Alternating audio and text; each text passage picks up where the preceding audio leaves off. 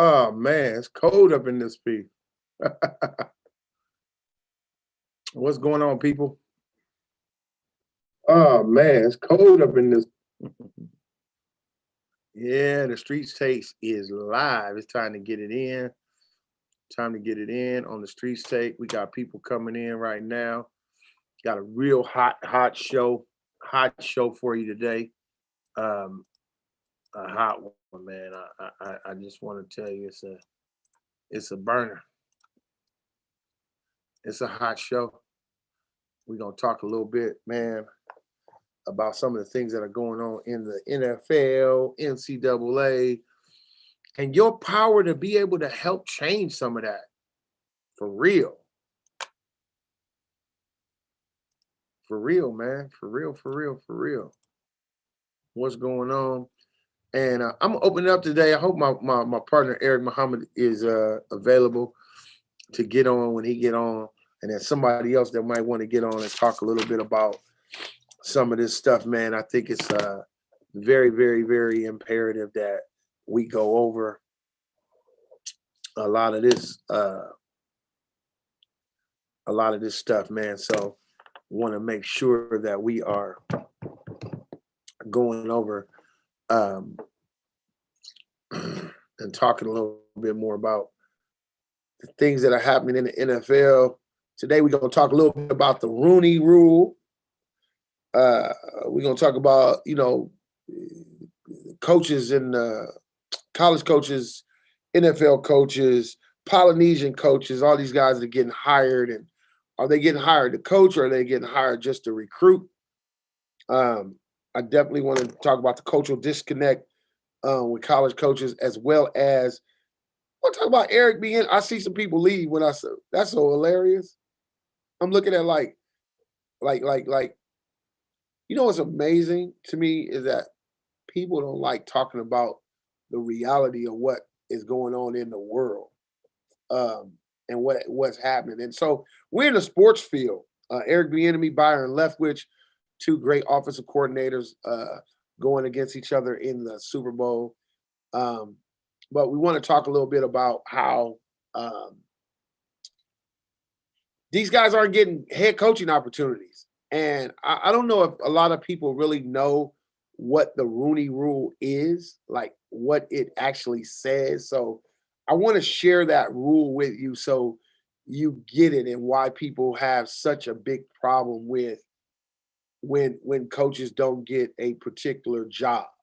Um, I think it's something that we should talk about. Knowing that I am a recruiter and run a recruiting service. I want to also talk about college coaches. I want to say kudos to I would call him a good friend of mine, Keith Hayward, in his endeavor. He left the University of Oregon this week, and he is at going to Cal Berkeley.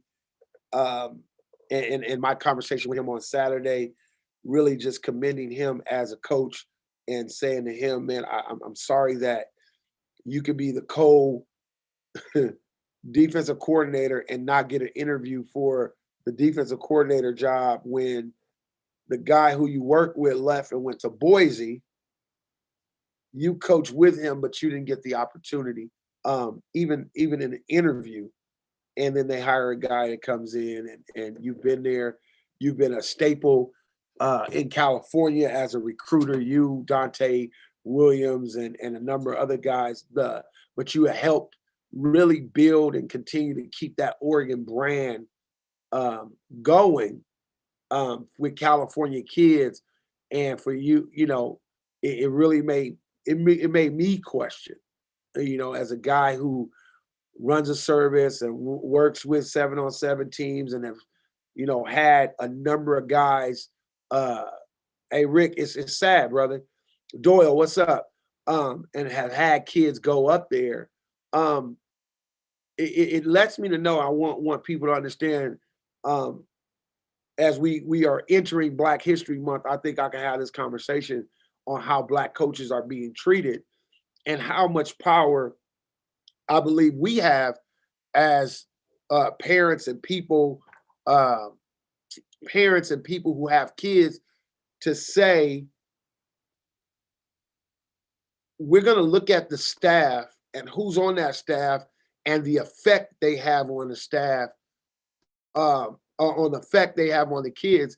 And if that person is not there and that person, we don't see that person rightly being treated right, then I don't think that's a place for my kid. Because if you can't treat the employee a certain way, then how are you going to treat my kid? And I'd rather my kid go here with, this coach who understands and who's going to promote a guy based upon him being more than just the black coach that can get kids here and uh control the asylum.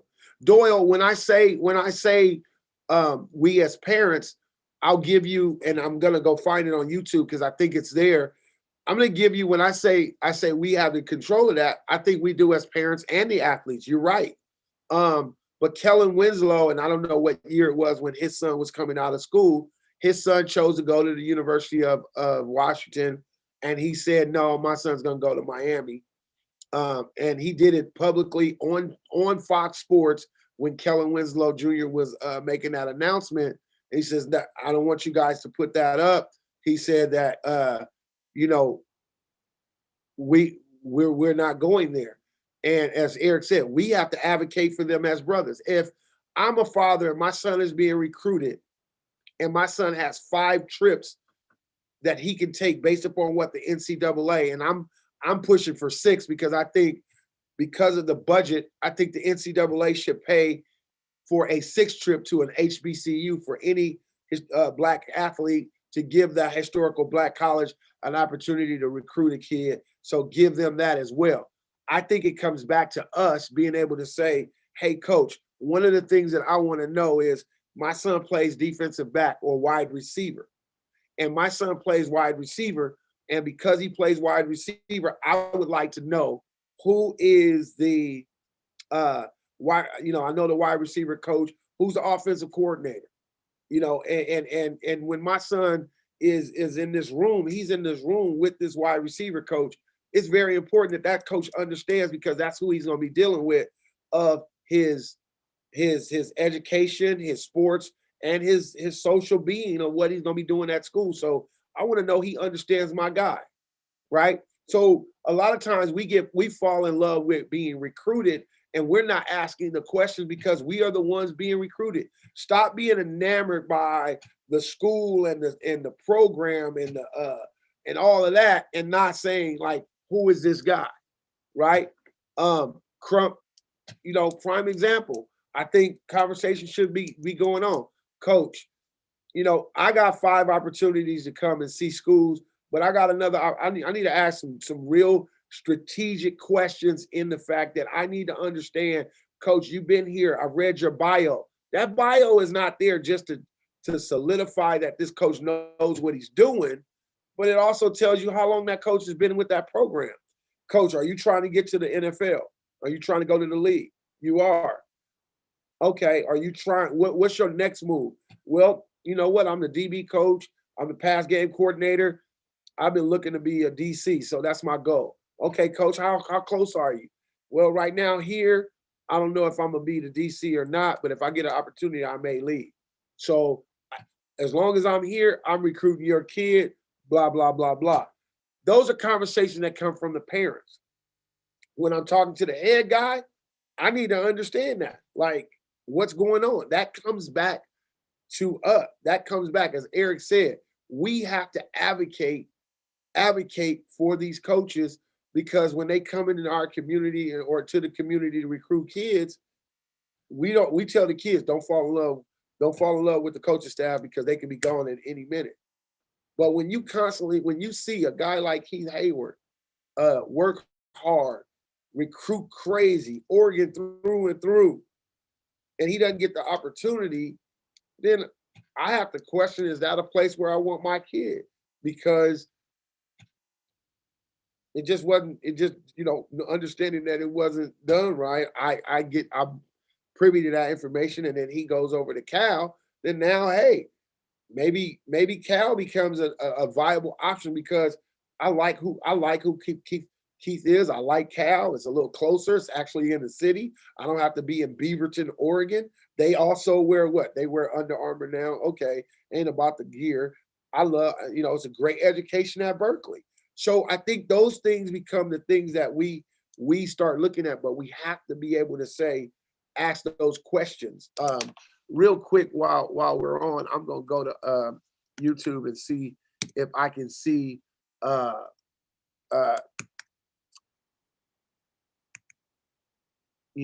Winslow. Yeah, if I can see Kellen Winslow stop recruiting on live television. Yeah, when his dad just flat out said it, like, my son's not gonna he's not going to the University of Washington. and he said it, he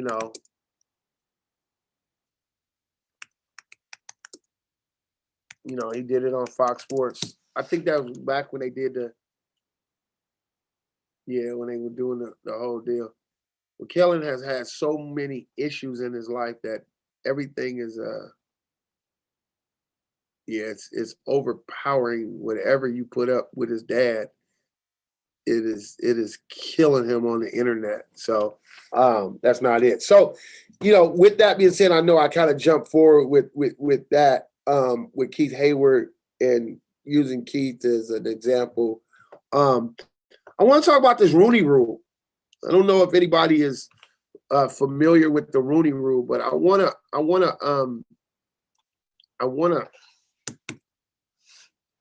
put the Rooney Rule in here, and I want to show you guys what it says, and I'm going to put it in the feed. It is absolutely crazy. It's just, yeah. But I just put the Rooney Rule in there. I want you guys to read that. And then I'm gonna put the other one in here explained again. And I want to discuss that. I want to discuss it in the sense of what is being said in this Rooney Rule. Okay, it says adopted in 2003. The Rooney Rule is an NFL policy requiring every team with a head coaching vacancy to interview at least one or more diverse candidates. The Rooney Rule is named after the late former Pittsburgh Steelers owner, Chairman Rooney, right? And so, I owner and chairman of the league's diversity committee, Dan Rooney. How many believe that this was just something that I'm a part of the diversity committee? I got to put something in, but I want you to understand what it says. The key word it says that that every team with a head coaching vacancy to interview at least one or more diverse candidates. So again, we're looking at. I want you to look at this. Is that if I'm going in an interview, if I'm only being interviewed because a rule says I have to be interviewed, am I being interviewed for the job, or am I meeting a quota? Like what? At what point does that not become non-avoid? Like, why am I going to fly or drive somewhere when you've already know who you're going to hire, and I just become the token that you've interviewed? So I just should be. I'm not flying all over. And so I've been hearing a lot, and I want to get from you guys. You want to come on? I'll bring you on. But I'm hearing from everybody this whole deal about Eric Bieniemy. I just see the coach from the Texans get hired, and then you get guys that get jobs. I mean, it's just like the token. So you get the interview. You get the interview, and the crazy thing about it is I've went on job interviews before and done stuff before, but it's amazing that even in that when you go on a job interview, at least you may speculate this. You may say they only interviewed me because they had to, That might be your speculation. There's no speculation with this. This is a rule that's written. And so you already know when you ask your agent, okay, the Texans are looking for a coach. Who else are they looking at? Okay, they're looking at this dude, he's white. This dude, he's white. This dude, he's white. Okay, and you should be excited. How am I excited? I'm only being brought in because they have to bring me in. I'm not being brought in because they want to bring me in. I'm not being brought in because they actually they actually believe I know what I'm doing. Bringing me in to say we did it, we brought him in, or we brought one in. Leave us alone. So the rule sucks. The rule sucks. At the end of the day, the rule sucks. And it needs to. Somebody needs to scream bloody murder. It's terrible. It's not good.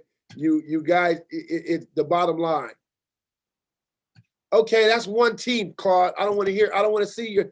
You know what, Claude? I always try to be the voice of reason. Okay.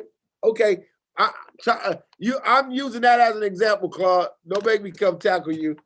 I'm using that as an example of just that particular situation. Many times it happens throughout the league. It doesn't happen. And did they? Okay, so Claude, to your point, yeah, Claude, to your point, right? They interviewed Leslie Frazier and another black dude and didn't hire none of them. They did all that and didn't hire neither one of them. Right? Right. So when I know I'm not gonna get the job, so guess what? We're gonna make it look real good. We're gonna bring in 3 of them, and then we're gonna hire this one. But hey, so what did you just say? None of the 3 candidates were none of them could do it. And that's what I'm saying. So when do we get interviewed because we know what we know? When do we get interviewed because we know what we know? When do we get interviewed because I think he's a smart guy? Right? Right? Because he knows he's a smart guy. I know he knows what he's talking about. I know he understands the stuff. I've watched the players with him. When does that happen? Because some jobs, I think the phone call comes in and say, hey, this one we got to go ahead and do it. I mean, I'll be totally honest. I was talking to somebody and they told me, they was like, hey, once you have one minority coach and it doesn't go right, you know what I mean? They hired right. They play games with the optics game and formalities. Absolutely. And that's what I mean. It's like we're playing, we act like we're not intelligent. And you guys we're in a day now where, where's everybody that said Lamar Jackson was going to be a terrible quarterback? And then they'll go, oh, well, Robert Griffin wasn't. And I tell my guys that are my age a little bit that Robert Griffin and Lamar Jackson and all these guys, Charlie Ward was doing it just in the 80s or the 90s, and he didn't get a shot. He wouldn't play basketball. So it's the same thing. It's there. It's just hidden in another way. You know what I mean? It's camouflage in another way, and it's sickening. I'm going to bring him in for the interview. We know we want to hire him. How many more interviews do we have? We have 4. So let's go 2 and 2 and make it look really good. Get that the heck out of here, man. That's crazy. And y'all still trying to figure out if Kevin Franklin black at Penn State. I don't know if anybody even knew when they hired him. Like they was like, man, because every time I'm looking, I'm like, dang, oh, he is black. Okay, all right. Yeah. Yeah. So these are the things that are going on, man. You look at Eric Bieniemy, look at Bayer Leftwich. If Eric Bieniemy and you can't convince me otherwise, that if Eric Bieniemy wins the championship last year and he's back where he is this year, he should have the pick of the best job that he wants. If Eric Bieniemy wins the Super Bowl as an offensive coordinator twice, and then you go give him the worst job in the NFL, then that's your fault. And here's something that me and Eric we were talking to a coach, and he said, maybe Eric Bieniemy, and I want to take a poll. How many believe that Eric Bieniemy actually wants the job? Maybe Eric Bieniemy is saying, hey, I make $1.7 million, $2 million with no pressure. I don't have to stay here any later than I want to stay. I don't have to talk to any newspapers anymore longer than I need to talk to. And I go home and I make $2 million and my house is cool and I don't have to worry about getting fired. Now, when this is all said and done, if I want to go back to college and go take the job at CU, if it's open, I'll go do that. But at the end of the day, that's right. Like, but at the end of the day, Eric Bieniemy should be able to sit back and choose, because the minute somebody else does that, he gets an opportunity of a lifetime. Lifetime. It's too much of this that goes on. Rick Pitino can cheat, be on probation, sleep with a waitress at the restaurant, and get another job. Calipari can do the same thing. All these guys. Here it is. Crump said Josh McDaniels is doing the same thing with New England.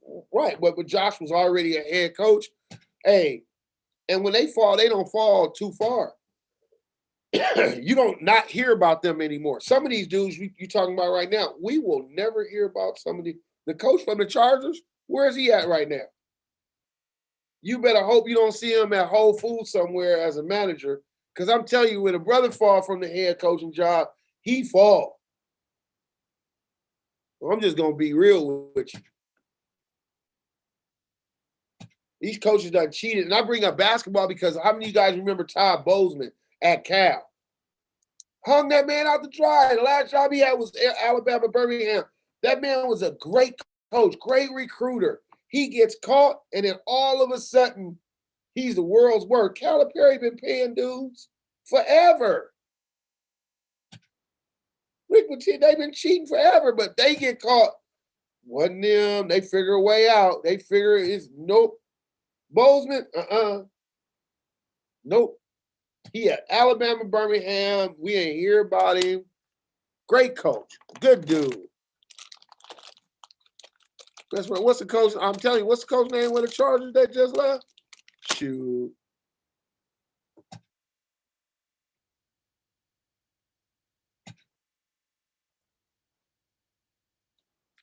Who is that, Crump? You say we have. You talking about the Detroit Lions? I'm trying to figure. If you talking about the Detroit Lions, you say we. He's with the Detroit Lions. Yeah. Y'all know Crump the only dude. So when we talk about college, when you look at ASU, and Crump, you're the only person I know is a Detroit Lion fan. You and half of Detroit. Lord have mercy. I'm praying for y'all. Boy, I'm telling you. But when you look at college and you look at ASU, and you look at what's going on at ASU, there's a reason as a father I would want my kid to play for Herm Edwards and that staff and just to be around that guy. There's a reason for that. There's a reason that I would want him to be around Fletch, Chris Claiborne, right? Antonio Pierce. There's something about that says something. I mean, Herm is like, I had a grandfather, so I know what a grandfather brings. And I sat there and Herm started talking to the boys, and dude, I teared up like, because you can feel the conviction. Like, he's not just talking, whether it be NFL or just getting your degree. I think Herm would be a guy that kid could call and say, Coach, I got my degree and I'm working. Could I get a letter? And it's there because he understands. There's a difference with what that staff is doing. And I think we're obligated as a community and a group of people to, as Eric just said it for me, that we go and visit. We take our kids there just because he's there. I think we go as my boy Claude. I think we go to Jackson State and we visit because Dion is there, and we support that, and we find out. What's his name that played running back at Michigan? Tyrone Wheatley. He's at, I think he's at Wagner or one of these black colleges. I think it's our obligation to say we're gonna get in and we're gonna go and we're gonna give these coaches an opportunity. But I will say I'd love to start the petition that the NCAA gives one more gives one more trip, and we take that trip to an HBCU and give our kids that experience. Because remember, it is those schools that we were forced to go to when the other schools didn't want us. That's why I'm so anti Alabama, not Alabama the football, the kids, but I'm not going to University of Alabama, Kentucky. I'm not an SEC guy because you didn't even want kids to go to school there. And then they went and they prospered in their own environment. And then all of a sudden, when you lose, go watch the NCAA 100-year anniversary. It tells you that when Bear Bryant loses to a USC integrated team, he then goes and gets him some black players. And that wasn't until 1968, 69. That means a whole lot in the process of how I do with my kid. So I will tell you and go on record, Saban can call mine tomorrow. He's not going, period. Because I don't subscribe to that. So at the end of the day, that's just me. Because I look at it from, you ain't changed that much. You want my services because it helps you, but you don't want me. So at the end of the day, I understand that, and that's why I think I see the alumni, the great Max Williams, on here with me. Easy call if ASU calls. Easy call as long as he's there. And I think, as Eric said, our voices have to become that advocate of change. We do have that power to say, hey, guess what? Nah, man, I don't see enough going on. I heard that a coach said this from ASU. That was a coach that was coaching there. And he said, I have never been fired for being white. And I fell out loud. I said, wait a minute, coach, for real? He said, dude, at the end of the day, that's a whole nother monster over there. And I don't know how to deal with it. And I said, wow. So it comes back into how we deal with that thing. LC said any of them in the South.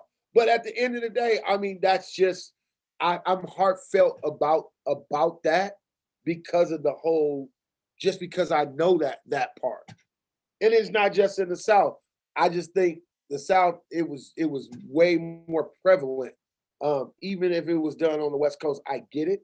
But in the South, it was just so much more prevalent that Bear Bryant couldn't lose to an SC team.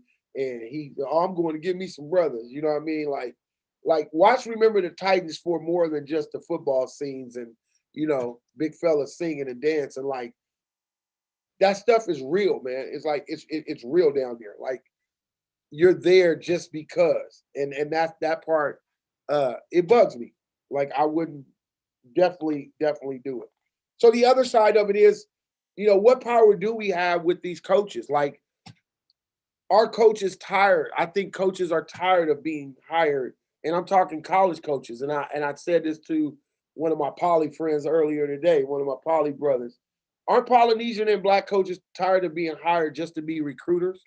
Like, at what point do they say, I bring value to the offensive line or the defensive line? I bring value to the defensive backs and the wide receivers as a coach and not just a guy who can go get them. And when they get here, I become now the controller of the asylum to make sure they don't rape and they don't get in trouble. Like, I'm not the babysitter coach. I'm the coach that actually can coach these kids. Like, I know my stuff. Like, at what point are we going to say, are we going to start advocating for these brothers that he a good coach? E. Scott's a great coach. He's a good wide receiver coach. He's a great eye of talent. He's not a guy that just is a good recruiter. Now, on top of that, he's a great recruiter. But when do we start advocating that Sharrieff Shaw is not just a guy who grew up in the city who can recruit the city? He's a good DB coach, right? That comes from us. And as Eric said earlier, of what we say. How do we say it? How do we help these coaches in that? No, and no, Crump. I get that's how they get their foot in the door, but now they're in the door and they're not being able to be moved up. In the onset, when I talk about a Keith Hayward, you give him the co-DC job. The other co-DC gets a head job at Boise, and he doesn't even get an interview. You hire right over him. He's been there. He's there before you. He's the reason that you have the LA kids there. So how does he not get an interview?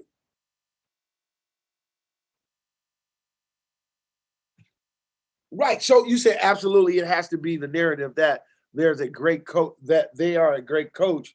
I agree with you. Yeah, and that's what I'm saying. I know how we get our foot in the door. Now we there. We show we're a coach. We show we can recruit. We handling the recruits.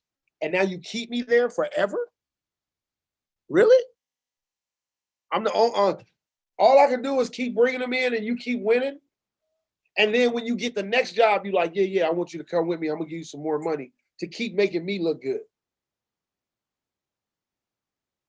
At what point? And the problem is our guys get used to making Pac-12 money, $600,000-700,000 as a DB coach and coordinator and all that. And then somebody offer you a job at a black college and they tell you, yeah, you can come over here for 80,000. You look at them like, huh? Are you crazy? He said, and he's not a good coach. And if he's not a good coach, then that's okay too. But if the dude is the guy and a hell of a recruiter, pay the man. Yeah. Yeah. I think the Polynesian coach is going to get tired of saying, I was on the phone. I was on the phone with a guy.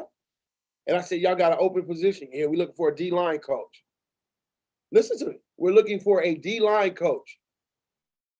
Preferably somebody Polynesian.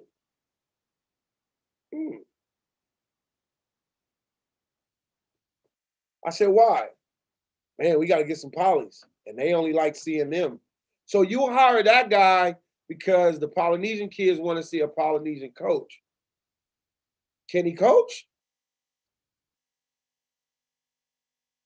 Can he coach? Can he recruit? At what point does he transition to something else? Eric, I need you to come on. I don't know if you can come on, but I'm inviting you on. Anybody else want to be on? I like to share this conversation with anybody. If you want to come on, man.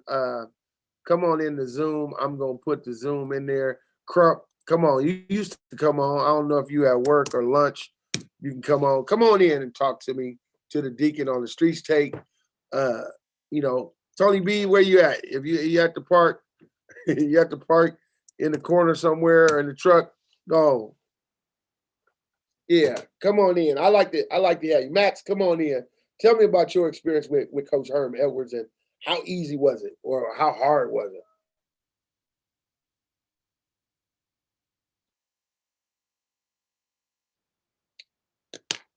No, Lamont. So the mindset is that they think, they believe that, and it is, poly kids are very much family oriented. They like seeing I mean, I know Oregon got that big dude up there for that reason, and then you look at the team, they got those guys.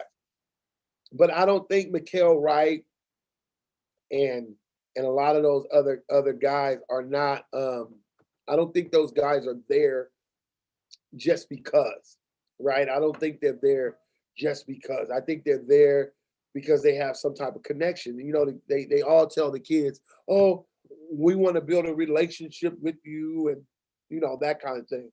But I want to know. I want to know what those cultural connections are. Are they worth more than just me being a recruiter, or are they more about something else? LC said that's why SC is messed up right now because them coaches only recruit poly kids because they're better, uh, and that better be poly kids, and that they're better. To me, that's BS. Yeah, I mean, I think you get caught up. I think um, um, the modern day Trojans is what I call them. You know, modern day Trojans. They got, you know, they recruit like they're modern day. They don't recruit like they're USC Trojans. They're the modern day Trojans. They are truly not recruiting. You know, I think this year they did a really good job in trying to get kids from everywhere again. Um, but they are connected, tied, and wrapped around the Trinity League, and so um, that was their new coin name by one of the writers was the modern day Trojans, um, and that's it. I mean, I think the poly kids can play, and I think that you know hiring those coaches is a good thing, but hiring because they can coach and they can recruit, I think that's great. But I think at some point these guys want to be known more than just recruiters and controllers of the asylum. I think they want to be known more for being able to be guys who are actually, you know, uh, they know what they know, and they're not there because they can speak to the poly family or they can control they can control the black kids and make sure they're not getting in trouble and that because then it becomes a oh man you making the school look bad. I recruited you and now I'm babysitting. I'm babysitting. Mm-mm. I'm the babysitter. What's up, man? What's up, Sessions? Sessions thought Oklahoma State was a black college. We just had to tell him, no, it's not. DB coaches can't even get a DC job. Yeah, yeah. I told y'all. Hey, Tramel, Oklahoma State is not a historical black college. Boy, you done drove down there like you was going to Howard or something. You know what I mean? I mean, man, that boy done drove down there. He thought that cowboy was a black cowboy. They want them to stay DB coaches the rest of their life. Yeah, absolutely, man. And it's crazy. It's crazy. So it's something you just want to make sure. You know, I went through this situation too, man, and I think there's a big cultural breakdown in a lot of these rooms. You know, oh Tremel, wait a minute, your grandpa was the first black cook. Where at Oklahoma State? Oh wow. So that's why you went. Okay, you had some historical family ties, is what it was. Okay, so that's why it's hot sauce at the table in the. That's why it's hot sauce on every table in the cafeteria because your grandfather started that. He the first black cook. You don't get out of here. You know you was going to BYU. You've been in witness protection for the last 15 years. So you know what? And you know what, Crump? I'm glad you brought that up because I haven't I haven't seen. I have seen a number. Have you? That's a good poll question. Have you ever seen a white DB coach? That's what I mean. There's some cultural.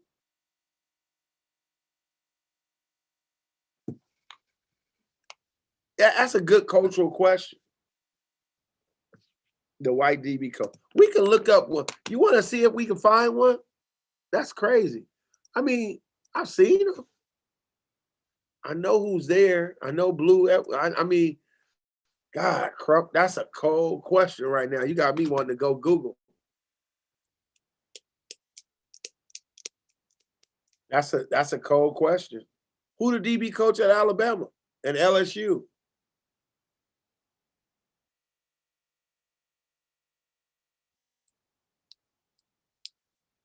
Right. Paul Rose was a white at UCLA 2 years, well, just a year ago. Yep. I know Coach Rose. That's my guy. Wood, that's my dude. Coach Rose is cool though. He know what's up.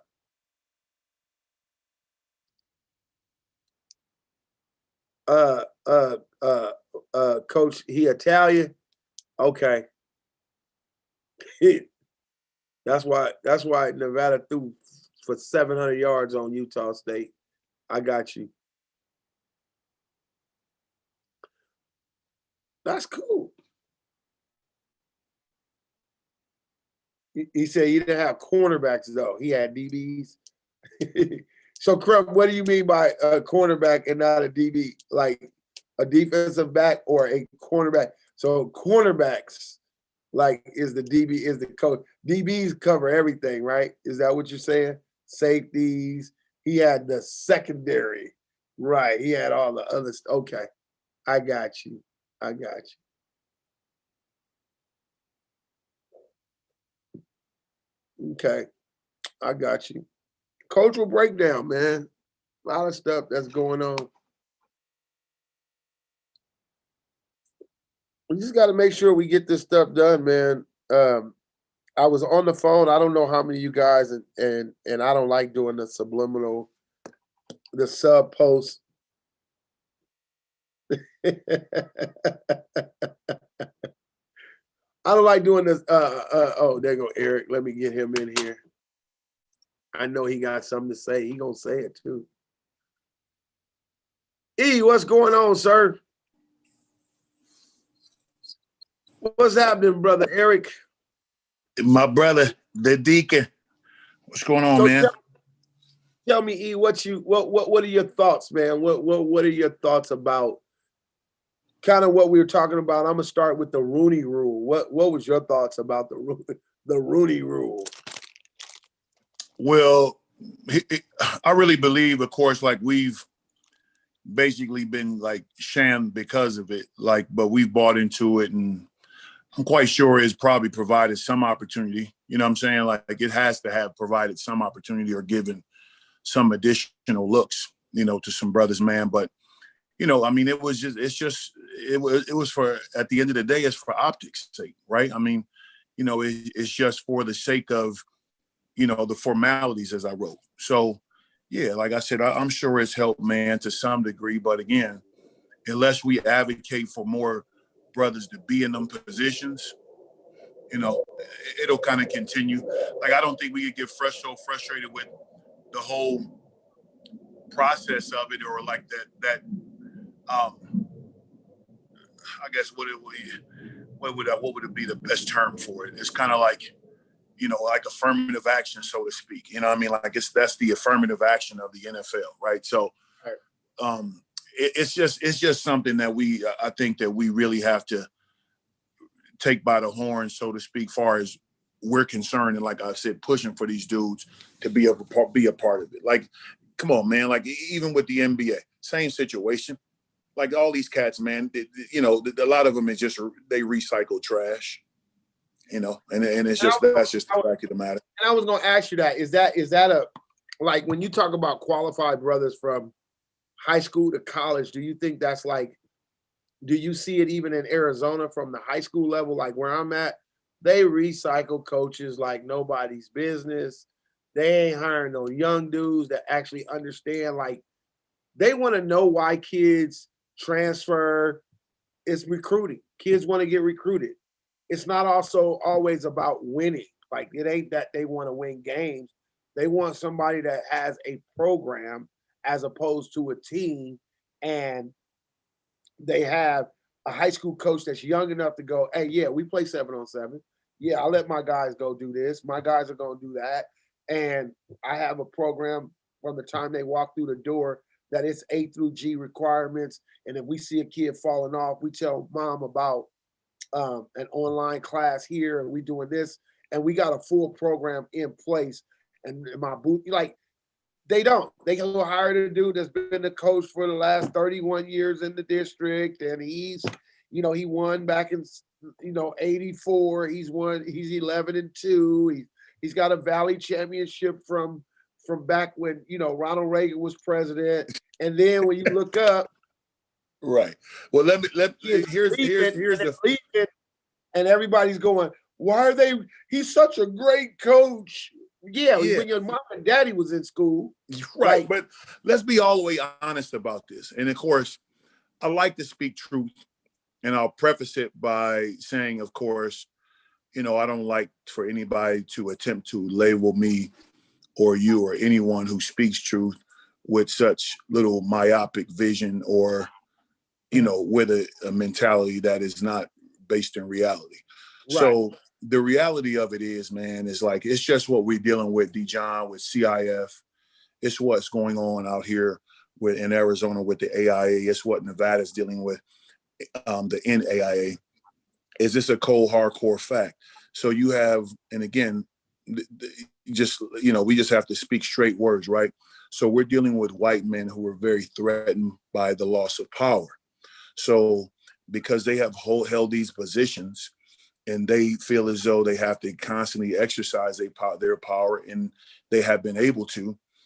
Things are changing, man. People are starting to realize that there is alternative means. We talked about it. People are starting to realize that there is power in numbers. When you galvanize a group of people for a particular, cause, and people understand that the core of it is good. Hey, man, like, these dudes get threatened. See, that's why they want to recycle Coach Jim because he's won 5 state championships, and but the fact of the matter is, even nowadays, like, they don't even understand, like, these kids is built different. They're built much different than we are now, because like we talked about earlier, the quintessential component in recruiting is the fact that for particularly Black coaches, right, in the recruiting realm. So like you and I talked about earlier, it's innate for us to have the mentorship part of us. It's already built into, when you hire us as Black coaches, like the mentorship part of it, it's already built into the agreement. You see what I'm saying? And that's a very, very important point, to where you get all these young brothers coming from the inner city, man. Like, man, they need mentorship. Half of them ain't never had no strong men around. See, That's a very important point. And like I said earlier, yeah, man, we want these brothers to get these positions, and they should be getting them, because they're 9 out of 10 very overly qualified for many of them to have it. But again, I think I heard somebody say one day, he said, I think it was Minister Farrakhan. Minister Farrakhan said this. He said, the biggest reason, and I look at it, I said, man, that's very powerful. He said, one of the biggest reasons why the NBA continues to allow white boys to be in the league, because you can't tell me, and I'm telling you straight up, there are so many more talented Black men, but because of the psyche of little white boys, see, they have to see that. You see what I'm saying? See, that has to be, it's still an important ingredient as far as their upbringing, what their kids aspire to be. So yeah, man, they got to see some. But meanwhile, it's 30 cats that live in the Crenshaw district that'll get them dudes to business on any given day, man. Right, but the question becomes, did that kid, right, and did that kid do what he needed to do to get there, right? Yeah, but that's a different point, right? Because then it becomes about his grades and all this other stuff that really, when I'm just talking about raw talent, I'm Okay. talking about dudes that get them catch the business on any given day. Right, Any given day. Like right. them dudes, come on, man. It's some of them cats in it. Yeah, they can shoot, they can play, and you watch them. They've been hanging around black dudes. They walk like us and talking. And I've seen it firsthand. You know what I'm saying? They have been around us so long. Then hell, if they had a little bit of curl in their hair, you'd think they was one of us, right? But the fact of the matter is, man, when it come down to it, bro, that's an important piece for them, far as optics is concerned. And I get it, I understand it. So that in my humble opinion, that's political. But when it comes for us, man, we got to understand is that we have to become stronger proponents of each other, and we have to become stronger advocates of each other, man, without no apologies, because that's what they do. And the sooner that we realize that, and the sooner that we realize the importance of it is for our brothers to mentor our young men and to be around our young men and coach our young men. Because here's the thing, Dijon, is I don't even have to be a exceptional coach. Because one of the things that made me a good offensive line coach here in Arizona, and I'll let you, I'll finish my point with this, is the fact that I took the time outside of football. See, when I wasn't in between the lines, I called. I visited schools. Your mom and dad gave me permission to go to the school and put me on the list to come into school. And I sat and talked with teachers and principals for an hour about children that were not mine. My baby is 2.5. I don't have no children, but I cared enough to go sit down because I'm vested personally in their development. And to me, man, that speaks volumes. You see what I'm saying? Right. So none of them, all of them that came up with around Coach E, oh, you know what it is. See, I'm not getting ready to play no games. Well, I don't have to be soft or none of that. And I think you said that in the beginning. I think a lot of times, it's my theory on the host family versus the street agent, snake oil salesman guy that you think some, because and everybody calls stuff a money grab and this is that and this and that. They don't see you going to the school. They don't see you doing the extra stuff. And when you and I sit and you talk and you tell me Sunday night, 30 racks in the rears, you know what I mean? And Dijon, guess what, man? It's nobody's business, man. Like because I told you, and I tell everybody on here, man, like we've talked about this stuff 25, 30 years ago, bro. And the fact of the matter is, man, I think at the core of our want and our desires was really helping our people and being conduits of change, right? And money, we've only, and I know I can speak for you and say this, is that me being in a position to where I can be 30 racks in the rear with Max P lead. Okay, that's what we've kind of worked for. But we've worked for to be influencers. We've worked to be advocates of change. Yep. You know what I mean? We've worked to help make ways for our people and change our condition of our people and our mentality of our people. That's what's been at our core. Now, if we made a couple of dollars in between, to God be the glory. But that's, that really ain't the centerpiece of this. That's not why we do this.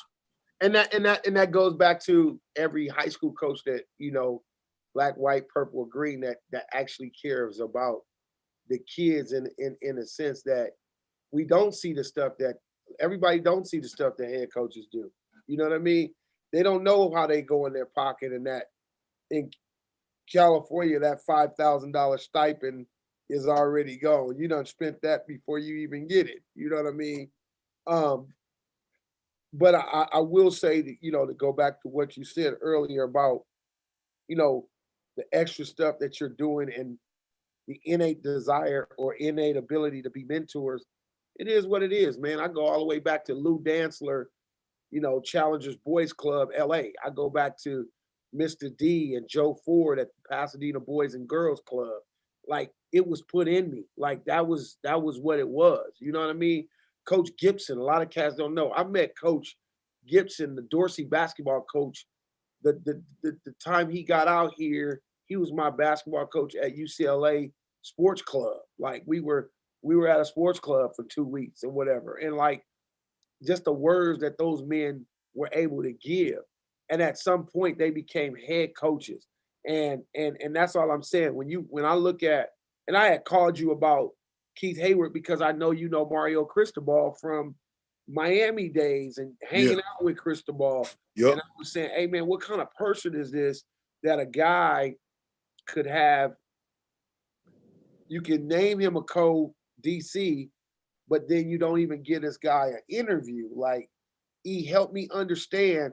And when I know this guy who recruited Cameron and thousands of kids in LA over the last few years, whether he was at Oregon State, Louisville, Washington, he been in LA recruiting hard, doing what he does. And then is it that, you can say, oh, well, he don't know enough. And then you go hire another guy and then you don't even get a guy an interview. Like Right. for me, and go ahead, Deke. I'm sorry. No, just for me, that's just like, come on, man. You just slap that dude. You might as well just open your hand and slap him. Just go and Right. just bah, and we good. But don't I think that the dudes that I know, because just to give clarity to people like about our background with that. So Dejon and I, we were working in sports representation. So I was in and out of Miami. A guy that my boy I played high school with he played on the same teams as Warren Sapp and Ray Lewis and Dwayne The Rock Johnson and Rohan Marley and countless excellent players down in Miami. So we were in and out of there. I was in and out of Miami trying to recruit Warren Sapp at the time. So you fast forward, man, I was seeing them dudes, and Mario had already left, and then he was with my partner. They used to come over to my buddy's house, to his house, Mario would, and like this landlord, man, they had this landlord that was kind of a racist old man or whatever it is. And, we would mess around with the landlord and clown and go out and have lunch and stuff like that. So that was like the basis of me kind of getting to know Mario, just on in a personal level. Now you fast forward, them same dudes, I talked to them, they, asked them about it, like, man, Mario's Hollywood, Big E, he did. So it kind of reminds me, so just give y'all a little bit more background about me too. So I'm, I come also from the bodyguard world. I was with a bodyguard for Kanye West when he had came out with College Dropout. So I remember how green Kanye was when he initially came out from behind the scenes, right? And then I remember when he came out here, I was a bodyguard for Matt Leinart at the time. And I told Matt, we went to the Kanye's concert. He was with Rihanna. And I said, Matt, I'm going to go down, man, holler at Kanye real fast. And at that time, like shortly before that, his mom had passed, right? So I went to tell Kanye, I said, man, I just wanted to offer him my best and say, hey, man, I'm sorry about your mom, whatever. And he said, his words to me was, oh man, I don't want to talk about that. And that threw me back, right? And I realized, just with all that said, that dude had changed. You know what I'm saying? Like he wasn't the same green dude that he was when he was coming up and trying to, just kind of understand his stardom, right? But now that he in his stardom, like dude, and I don't know if it was a combination of him growing into his stardom and then his mom passing, whatever it would be. But see, you don't get to respond to me like that, homie. Like I don't give a damn who you is. Cause we've been around the biggest and the baddest since I was 16, 17, 18 years old. Man, that doesn't matter to me. I'm not starstruck. So dude, once you talk to me that way, deuces, homie, I don't have to talk to you ever again or see you. You know what I'm saying? So with that said, to bring it all home, I hope I didn't get too long-winded about that, is people change, Dejon. They kind of forget. And the only way they're really brought back to reality, man, when you're in those kind of positions, is that you have to be brought back to reality, unfortunately, man, not on your own terms. Other people have to really call for your change, man, and call for change collectively in order for that to really happen. So how do we help? How do you brought up a point earlier, you said we have to become advocates for these brothers. Like, hey man, I got any kid with some grades, that's cool. I got 3 coaches from Marcel Yates to AT to Keith Hayward. We got to with D. John. We got to just sit at the table, brother. Hey, we gonna you know, like Tony Beef, like Tony, like, you know, because I'm quite sure, man, he now has a database because of his son, right? Yeah. So now even a brother like Tony or any brothers, man, that have that opportunity to reach out to these coaches. See, now I think Tony, a brother like Tony, see, it's important that now he start to garnish and use and flex his muscles, right? Because his son and he has built alliances now with, number one, with kids and coaches, and then also, right, and obviously with collegiate coaches. So now, hey, Tony, a brother like Tony B now becomes a power player. See, we got to be at, bro. Fact of the matter is, man, we got to be able to go sit at the table. You know what I'm saying? Like, we deserve a seat at the table because it shouldn't be. Yeah. Say again. I said this when we talked about this from 7 on 7, is that we can really dictate what goes on if we do it the right way, right? Like, if we not bickering and fighting over who got the best organization and who kid came out of what, we could be helping that many more kids by saying, hey, you know, I said this on the show before. One of the coaches told me, he said, Chip Viney, Oklahoma. He said, man, you know, the only place we have the issues with is California, is LA. I said, why you say that? He said, SoCal, y'all different. I could be sitting in a room with a coach and ask about a DB that doesn't go to his school, that ain't in his program, and he'll give that kid all the greatest kudos in the world. He said, when I come to LA, I ask about a kid, if he's not in your little circle, he said, the first thing y'all start doing, oh, well, he cool, but let me tell you about this guy. Let me tell you about the guy that's in my circle. And that's what happens with us. It becomes this problem with the fact that if this kid don't go to Modern Day or Bosco and he's not in the Trinity, he almost can't play to a certain extent. Man, that's what I'm saying, man. It's stupid. So we're not gonna promote that guy. So we got to start here on our level before we can even start talking to coaches, because then we all become, hey, I know you came at me, but guess what? I can get on the phone with Nick. Nick, you got somebody at Warren because the coach just called me from Utah and they need a D tackle. You don't? Okay, hey, D Holmes. Hey, Armand. Hey, Fig. Hey, they looking. And we all helping each other. If the goal is helping kids and it's not just something that we say, because it's a great little cliche, it's about the kids. I can get t-shirts made that say it's about the kids, but it's when it becomes about the kids, I don't have a problem promoting the kid from Premium. I don't have a problem promoting the kid from GZ. I don't have a problem promoting the kid from Formula. I don't have a problem. He played for TOA. Oh yeah, he can go. I didn't know Nico. You didn't know Nico. I didn't know Nico from nobody, right? I got on the phone with his dad and said, hey, bro. And then I watched people, right? I watched people around the kids. And I said, you know what? Nick, what I call you and say? I said, Nick, a good dude, man. He love them kids. You can see when somebody, yes, the conviction that somebody has. Yeah. And not picking on anybody else. You can see when they become a product, right, for somebody, right? When they just become a product. Because when they just become a product, what happens to them after the fact? I have kids call me right now and I say, hey, dude, what you doing now? You got your degree? Cool, yeah, I'm looking for a job. Hey, you know what? 22 years I worked in the school industry, man. I worked in proprietary education. If there's anything that I can help you with, let me help you, right? Let me help you with it. If it's not football, I know Willie McGinnis. I know Curtis Conway. Hey, you trying to get an intern at Fox or NFL Network? Let me see if I can give them a call. It's going to be unpaid, but that's what it should be about. Deke, it goes back to what we discussed too, and why I was so adamant about us when we started this league is doing things a certain way. So ain't nobody getting ready to be able to say, oh man, we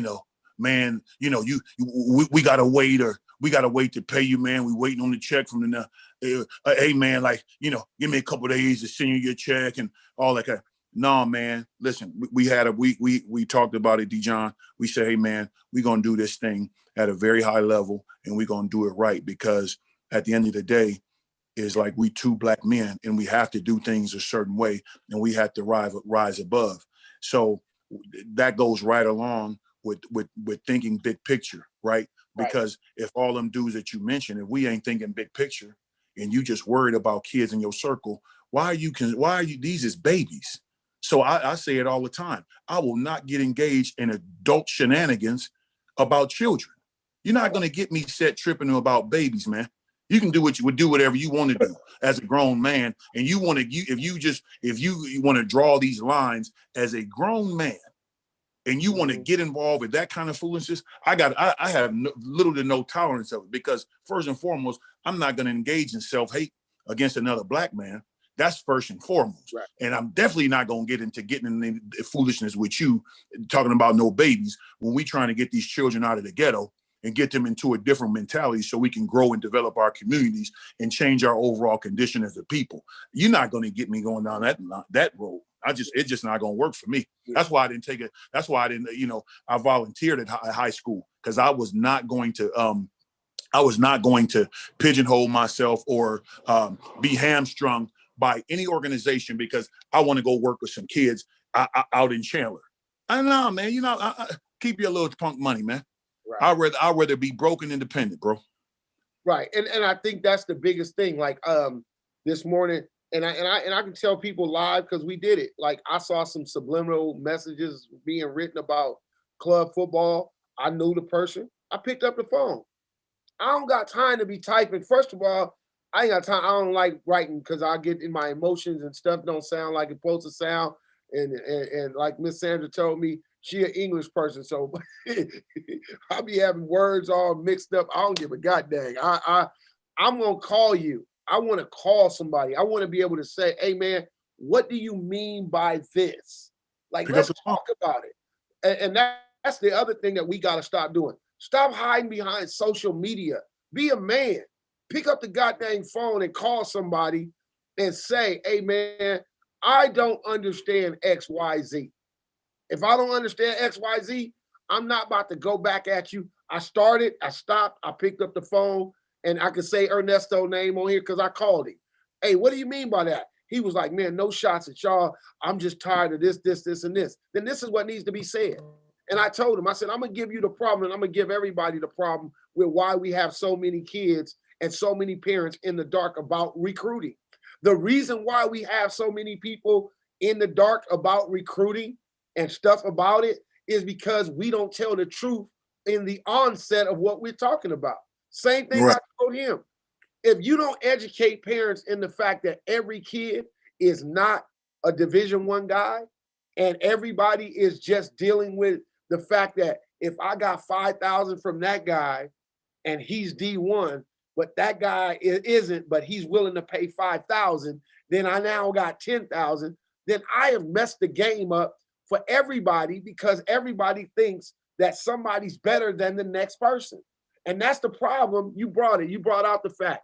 That's the problem with us as Black people. The minute we do something and something else comes up, we start comparing which is better. It's not about better. You might like In-N-Out. I might like the Habit. It's better to you. It works for you. It don't work for me. I'm going to the Habit, right? But I don't got to go all off about how much better it is because the amount of pickles they put on it and they do it this way.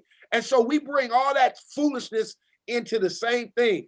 They better because they do it like this. Ain't nobody doing that. Ain't nothing different in recruiting than this. Here's the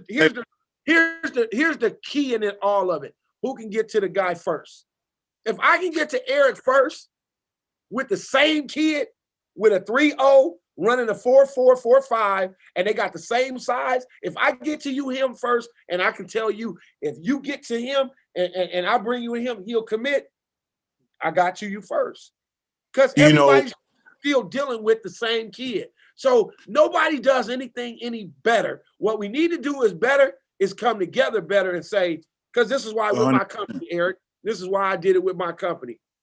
And and really, Dijon, it really transcends, because we talked about Black people, but here's the thing, it really transcends all that, because what did I tell you the other day? I said, Dijon, I called the brother Brian Afoa down in Absolutely in San Diego, and I said, Brian, now they had him on the news, and it looks like his organization is substantially smaller than ours, but I extended us. I said, I extended us to help bro out. I said, Brian, if there's anything we can do far as helping you and those kids, man, I said, man, we are at your service. I said, I'll try to work it out to where you can come down and scrimmage the situation, come down and scrimmage at our league. If we have the time and the space available, hey man, like, I know our heart, man, we're here for these babies. See, right. I'm not trying to compete. And the same thing with brother, with Jordan. See, if I would love to have an opportunity, I may even try to venture out there, because I really want to talk to him, and get in front of him, because I know he said some things that, like, I wanted to mount up some of the brothers and, go pay dude a visit, because I just don't, I don't want to get unprofessional and get street. But when it, sometimes you just got to get in front of a dude and let him know you ain't about them games. Right. So when it comes to, at a certain point, I do even want to go down and visit with brother, because, cohesiveness is important. And nobody should be able to play us against one another at no point, particularly when the vision and the focus should be these kids, man. That's it. Now, if you got alternative measures, like, and we'll be able to hear it, right? If you have alternative motives, and that's something completely different. If you're trying to make a bunch of money off these kids, that's if that's your motive and that's what you about, then we'll be able to hear that and be able to determine that. But I want to, we ain't finna rock with that. And let me say this, E, why it was fresh in my mind, man, because I see people on here, and I want to tell people this, and it's something I learned being 50 years old, man. The best way to do something is to be able to say what you can't do. Right?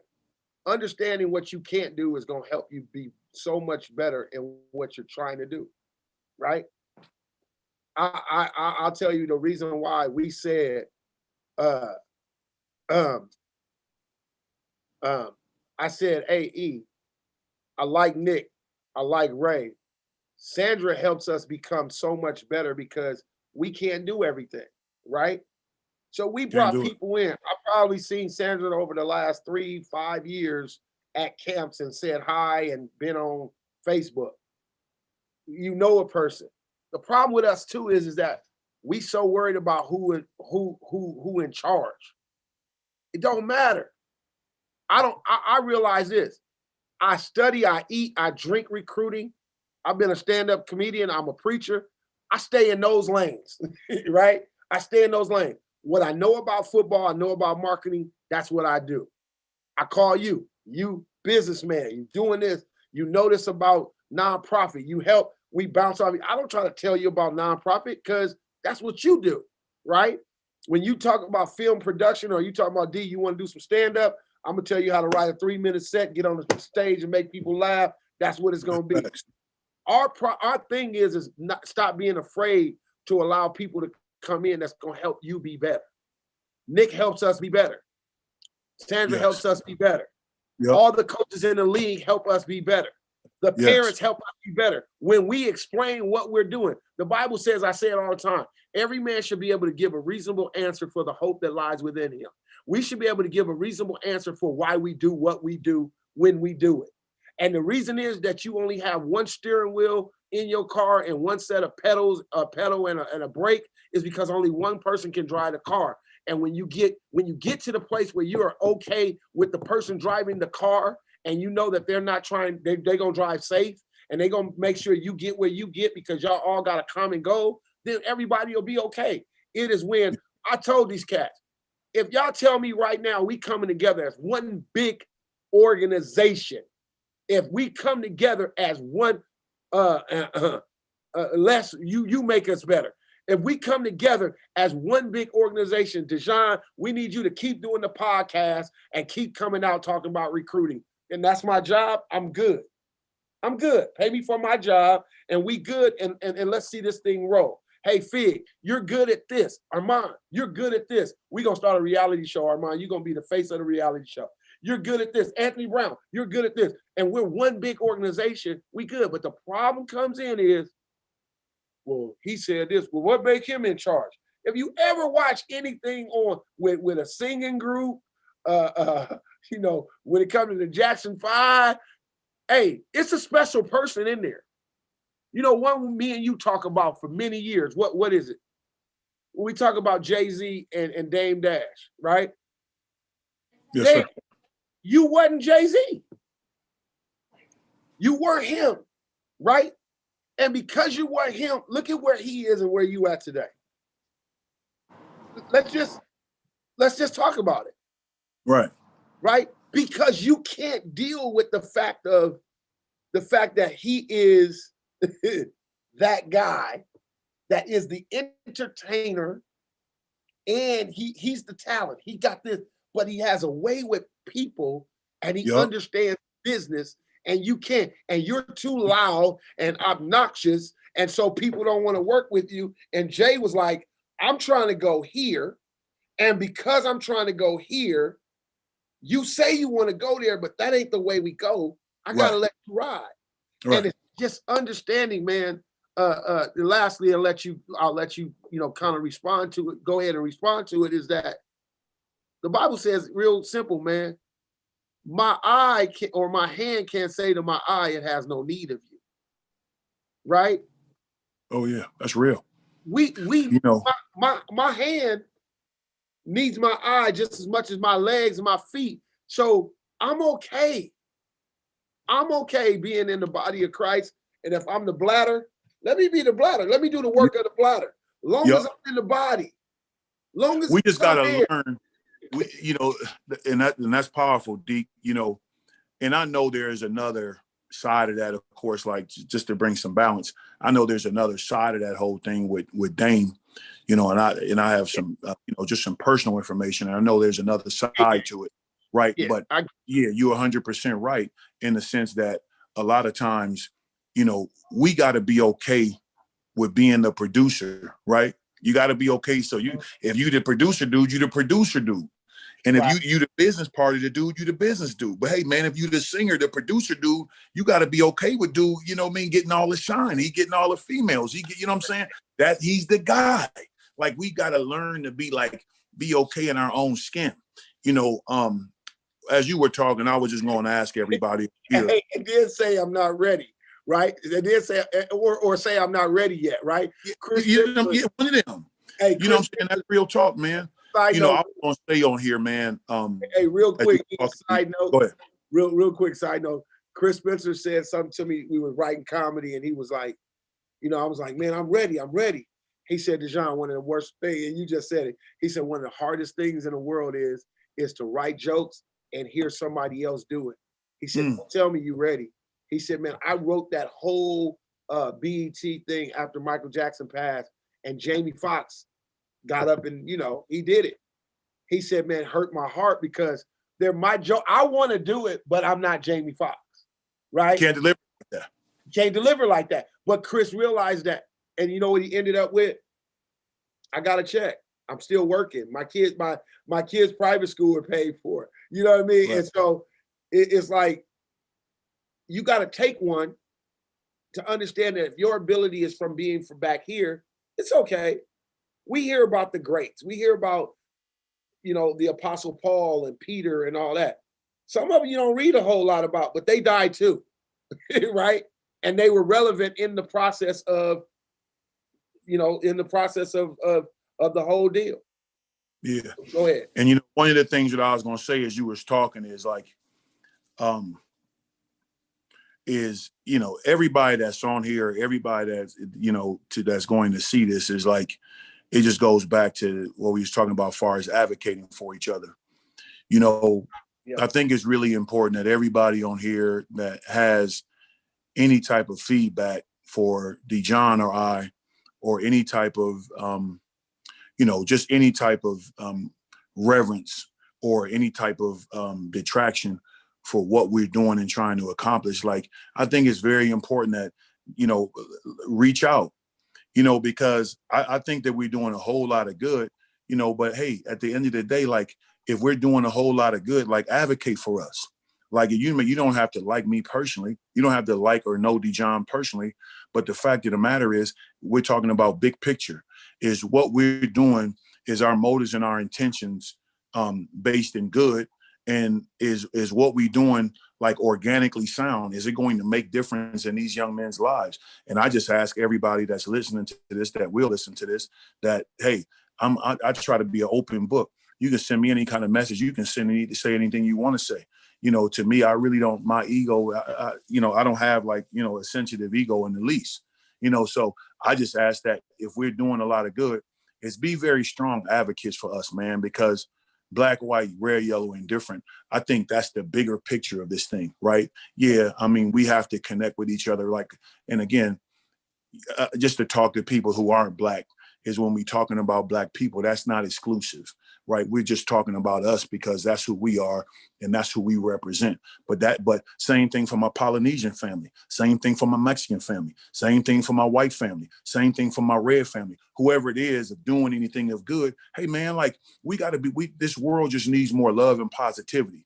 But far as us directly and what we're setting out to do, hey man, like, we just need as much advocacy as possible, because we were able to do something very, very groundbreaking and something extremely monumental on a shoestring budget and with very little time.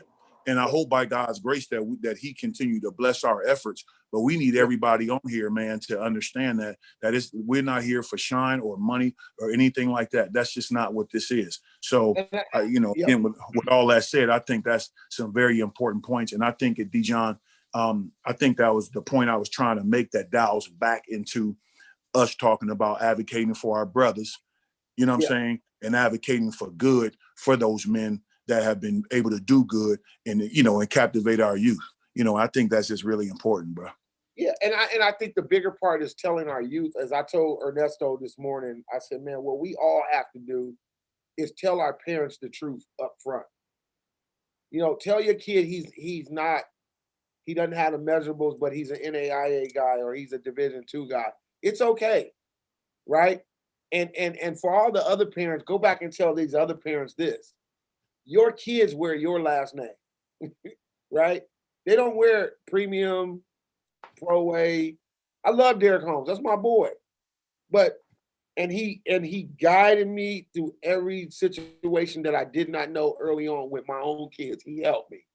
But when it came down to it, I went in there to Miss Shelley Jernigan and we had a conversation about what was going to be best for Isaac Jernigan and Isaiah Jernigan, because it is our blood, sweat, and tears in the morning and waking up and mama cooking and doing what she was doing to help raise and do what we had to do with our kids.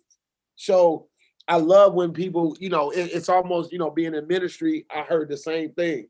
They go to my church. You only want the kid to succeed under your umbrella, but if he leaves your umbrella, you hope he fails. Then that's not, that's not crazy. That's crazy, right?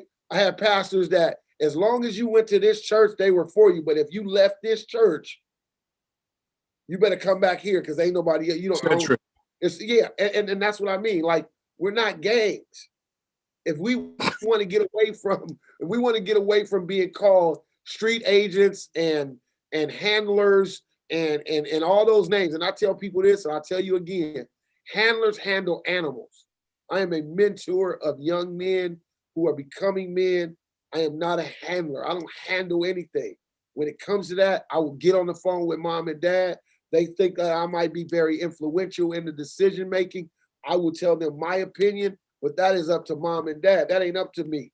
And that part, we want to ask the kids. We want to tell the kids to quit gang banging. But they look at the hypocrisy within the adults. Yeah. And gang banging on every level. Well, he's not part of this organization. Well, he don't go to this church. I don't got a sign for Pro A. I don't think Nick got a T for Toa. Gangbang. We brought that culture. And what did I tell you? I said, hey man, that 7-on-7, man, we got 3 days and we got this. I said, man, I don't know if I want to deal with 28 fields and a whole bunch of 7-on-7 dudes. You know what I mean? I was kind of like, you know what I mean? Like, ooh, I don't, because we doing everything but crip walking and sea walking and bloods tripping and all that. And it's, yeah, I'm from, Broadway with a P, I don't even know how to make it up, So at the end of the day, I understand the ground zero and the pride, but we brought this culture and this mindset, and that's why the kids are where they are. They sensitive to everything. They see it. And they see it. And they see it. And then that's why they get on the field and do what they do, because you doing it. You doing it. You doing the same thing. Same thing. He ain't pro way. So hey. Nigga, I grew up with that. Y'all all but asking somebody what set they from. That's pretty all. Much. Yeah. I'm panoramic. I'm GZ panoramic. We from over here. Nah, man. I'm a student athlete. That's where I'm from. I have a 3.9 GPA. That's where I'm from. And that's the thing, Dejon. It starts with like you said, man. Like that's real talk, man. But it starts with adults, man. Understand. So we talked about this, and we talked about this, and Ernesto brought this up, and I think it would be an awesome thing, as we do with the combine. We need to be really dealing with this at a symposium with the kids in front of us, and I'm good with doing that symposium and making sure that we have these conversations with these guys, because a lot of them are carrying this right onto a college campus, and they're carrying it right back into the portal where they're going, because that's where they're going to end up, kicked out of school, in the portal, trying to find another school with this mindset that they're in this game. So I think with the combine and the other things coming up, very, very big part of check-in and coming to the symposium and us talking about that, weed, vaping, how to deal with these young women, these young girls on campus, because I think that's the mentorship that these young men need while they're around us before they leave and they go, right?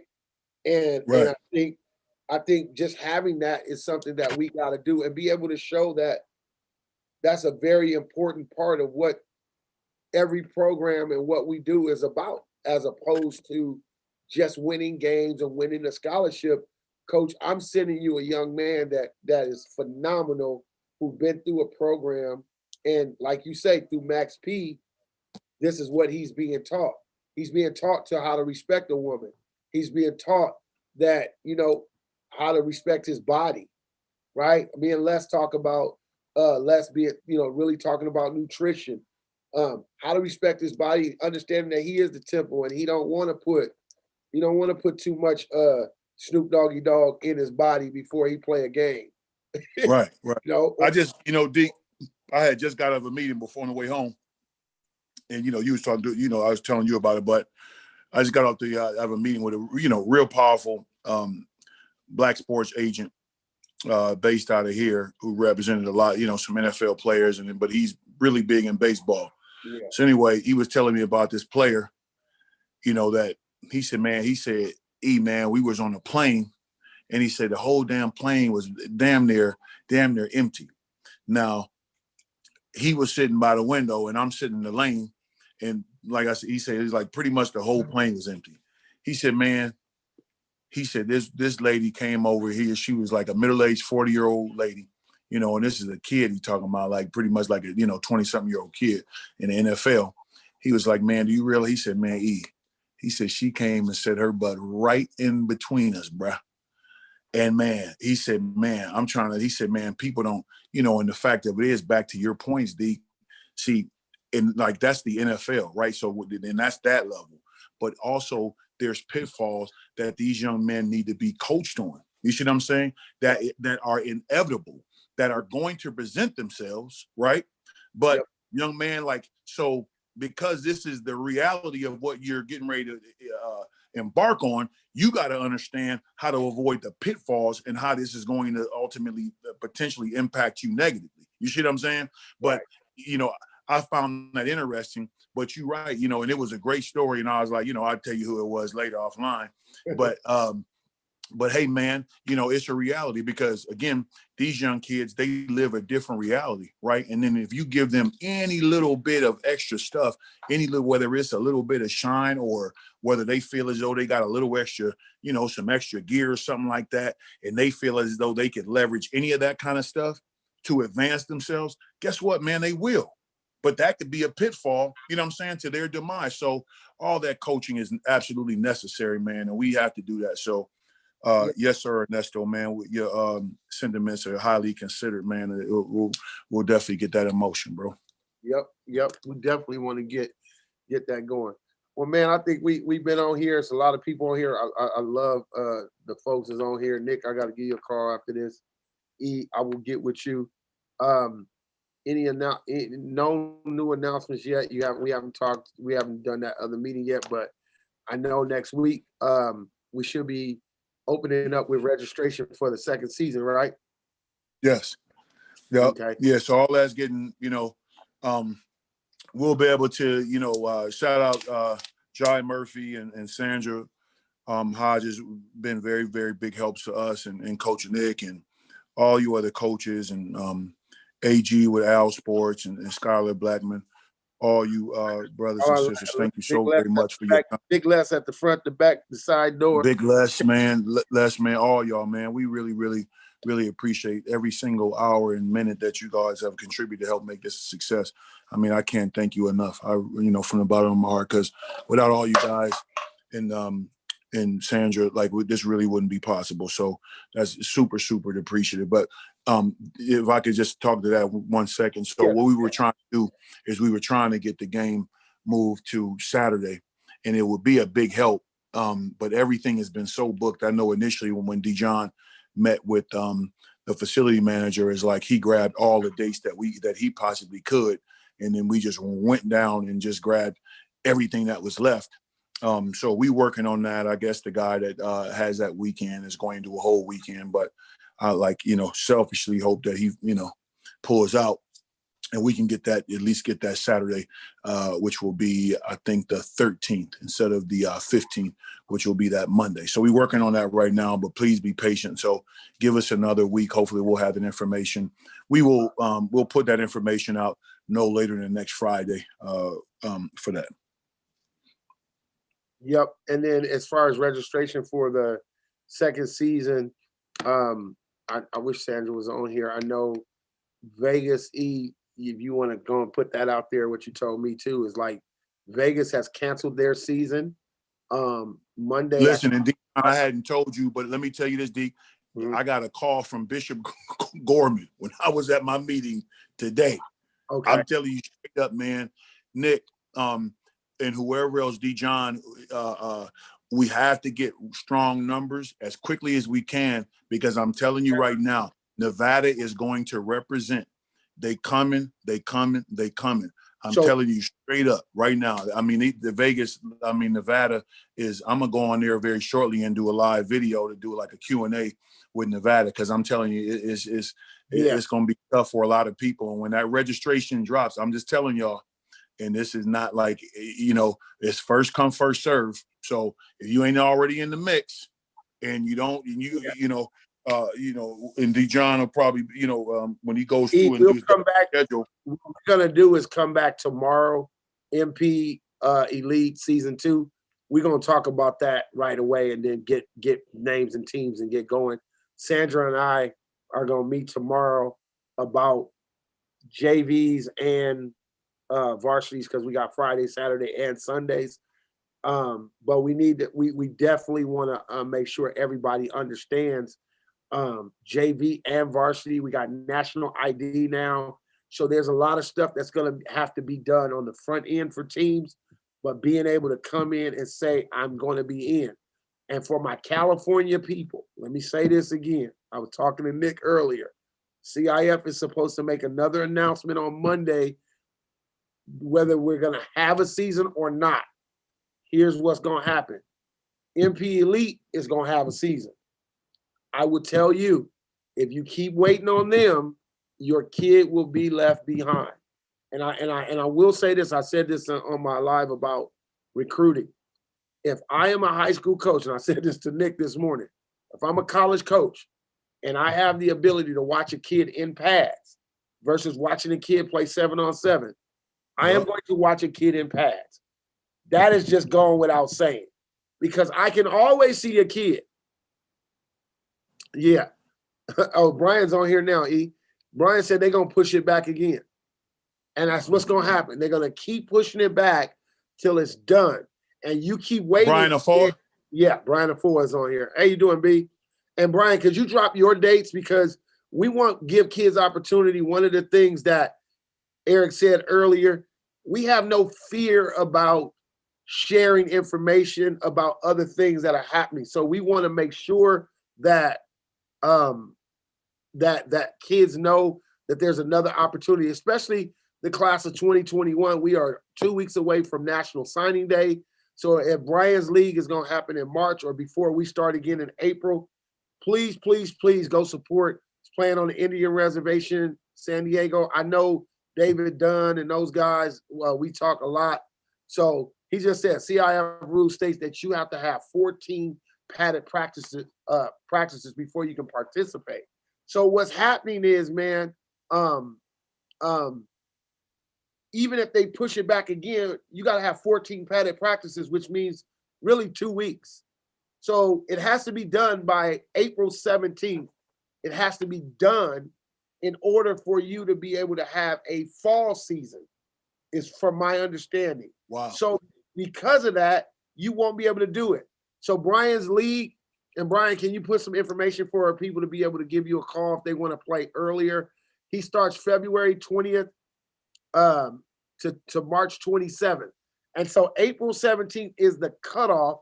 If you're gonna play fall football in 2021, is that what we in? It has to be done April 17th. So what's happening is, Eric, we're gonna play our spring season. I have heard, my wife's a teacher, they're not going back in the classroom until October. They are trying. So let me just share with people what's going on. And Brian has his number in there. He also has his email. E, if you can grab that stuff. I know you got his number and stuff. I'll hit him up after. And let me say this to your point, D. Yep. It's parents, and it's anybody that hears this. See, here's the thing, is there's two things happening. Number one is, and I have to say this, and unfortunately, I think the writing's on the wall, is that 7-on-7 is going to begin to be affected by what we're doing too. And again, that's no malice or hatred or ill intent, nor is it intentional. But what I'm simply saying is, see, either you're going to make a decision, either you want to get some legitimate game film, or you want to go play a recreation, you want to go do something recreational like 7-on-7, because our intent is to have 4 seasons. We're going to have a fall season too, right? And that fall season will probably consist of because I think we're going to have to dial it up, D-John, yeah, as far as the number of dates that we have, right? Because I really believe that we'll have more teams, particularly for fall. And if this happens, so Vegas is a wrap, right? So we're going to have, and the GM of the facility called me while we was on, Deke. So when I get off, I'm calling him right back. So we're going to dial it up in the fall. I'm just telling y'all. So, and even this coming spring. So even if we have spring coming, and I tell you right now, there's a big chance that we have a summer league. So I'm just telling y'all, you're going to have to make a decision. If you want to go do something recreational and that's, with the 7-on-7 thing, mom and dad, and let your son go play with that. And at the same time, allowing these clowns that's afraid to lose their power, keep dangling this proverbial carrot in your face about having a season. You can take that chance if you want to. I just personally don't think it's smart. I think, at this point, you have an alternative means to get your son some exposure. I would be, and again, my mind, I'm not getting ready to keep playing around. So you only got 1 or 2 times to keep playing with mine. You got 1 time to play with mine, then I'm on to something else. See, because I was telling somebody today, I thank goodness that we have a conservative governor in Arizona. You know, he's a clown, but at least the conservative side of him allows people to make the decision. See, that liberalism going on, that's what's shutting these kids down. See, the states, and again, not to get too far in that, but it's just an actual fact, right? So because they want to, just be the controller of everybody, now this has hampered these kids' opportunity. As to where the smart thing to do is what you do is, and I'm not saying that our governor or conservative governors are smarter, but what I'm simply saying is that that's ingrained in their political movement. So what they do is they try to empower people. So if you go back into the politics of it, see, Republicans are less about big government. The liberals want to have you on, on the titty, so to speak, for eternity, to keep you reliant. And that's just the nature of those two parties. But to not venture off too far, because if we didn't have that, guess what? We'd be in the same condition as California, in the same condition as Nevada. So parents, again, not to go too far, but I'm telling you right now, it's coming down to where you're going to have to make a decision. You're going to have to make a choice. And I just ask you this to put your thinking cap on, as they used to say, and make the best decision for your son as this thing kind of rolls out, especially with what you mentioned, John, as this thing is coming down the pipe with CIA. As well as I watched Dr. Fauci say that we're 4 to 6 or 6 to 12 weeks away from having a tremendous surge with this new strand of coronavirus, that in California alone, I think you guys should be watching the political side of it, because it should tell you a lot about some of the things that are going on with your kid when it comes to these sports. Yes, they're not going plays to a big part. There's more than 40% of the teachers who are not going to take the actual vaccine. So you're going to have an issue with letting kids back in the classroom. So you have another side that says if they're not back in the classroom, they see no reason to play. So what we have done is tried to be trailblazers in what we do, by saying we will do exactly what we need to do to make sure that there is going to be a season by securing the dates at the facility we did. It's a little bit of a drive. Me and Eric have talked about Airbnbs and staying where we stay. It may come down to, and I've told people this, Eric, and it's something that we need to really, really just get involved with, is that get in one of these hotels and just say, hey, if we gonna do school online, we gonna do school online. We online anyway. So we're not gonna violate any travel law. We're gonna go and we're gonna stay like University of New Mexico. We're gonna find a deal and say, look, we're gonna be in this house or this place right here for the next 4 months. We're gonna give you this. We're gonna have these families living in this house, and this house. This is their team, and they're gonna play right here, and they're gonna come back here and do their homework in the daytime, and they got football practice at the local park or whatever it is right here. There is a way that you do something and it can happen. It's just a matter of people sitting down and saying, yeah, I got to get out of my comfort zone.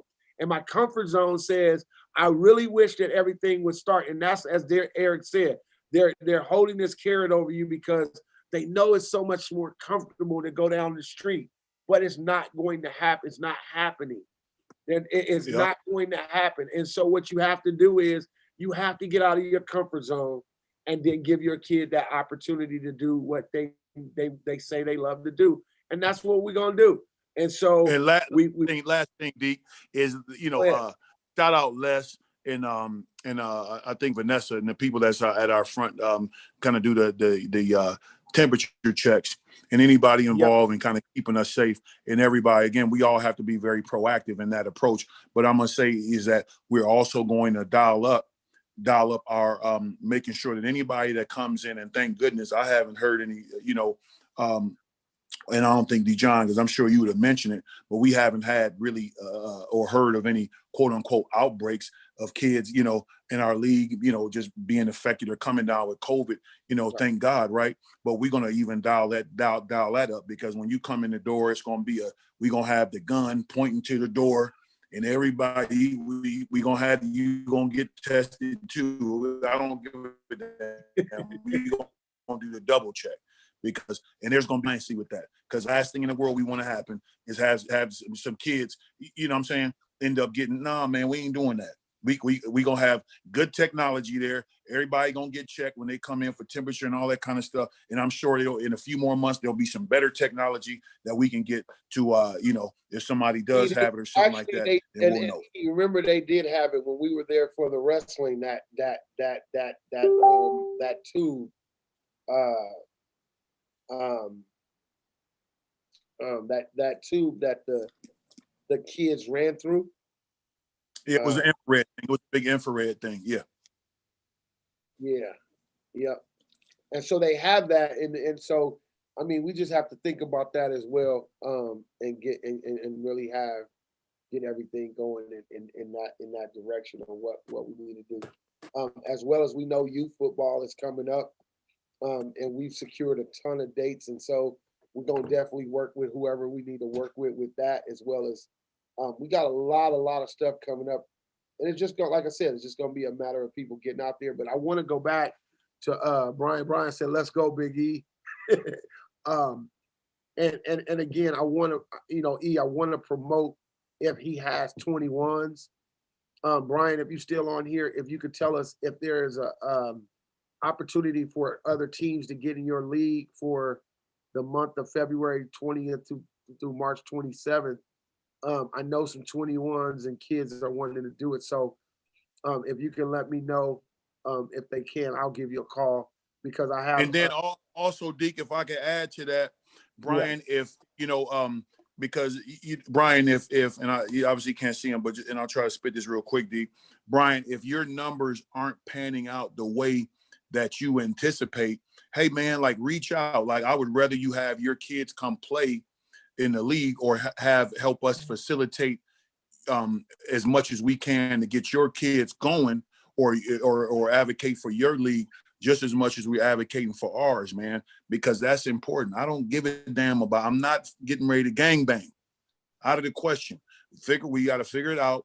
And whatever that looks like, man, sometimes it takes, man, for us to put our egos aside and do what we have to do to help serve each other. And that's just where that stops, man. So however that's looking, if it's projecting the right way, Coach Brian, and fantastic, get with myself, D-John, or Coach Nick, or whatever it is, and let's just rap about it. And when you finish on the 27th, if you got two champions or two teams that did what they need to do, let's bring them over and have an MP Elite Championship game versus your team or an all-star game. Let's do something where we can bring all these kids together, and then we just gonna have to tell Ed, we're gonna pack the arena out, 3,200. We need all of the seats because this is gonna be a big one. So yeah, I think that would be a great thing for us to be able to do. So, all right, I'll be with you in a E. I think we said a lot. We got a lot of work to do. Sandra probably looking at us like, shut up, y'all. Y'all got to get to work. I appreciate it. Appreciate it. I'll get with you here in a little while. Everybody's watching, man. MP-Elite10.com. Dejon Jernigan. No, it's just MP. It's just MP Elite. Oh, MP Elite. Let me see. .com, yeah. Again, shout out Ja. He putting everything together. The website is coming together, man, and it's just up to us getting information, and we, it'll be great when he's finished with it. Dude, he's talented.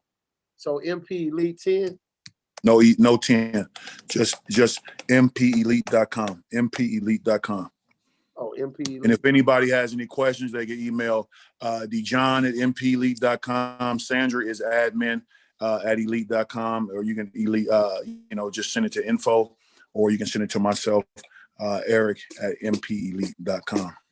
That's it, man. So get with us. I was wondering why it didn't come up.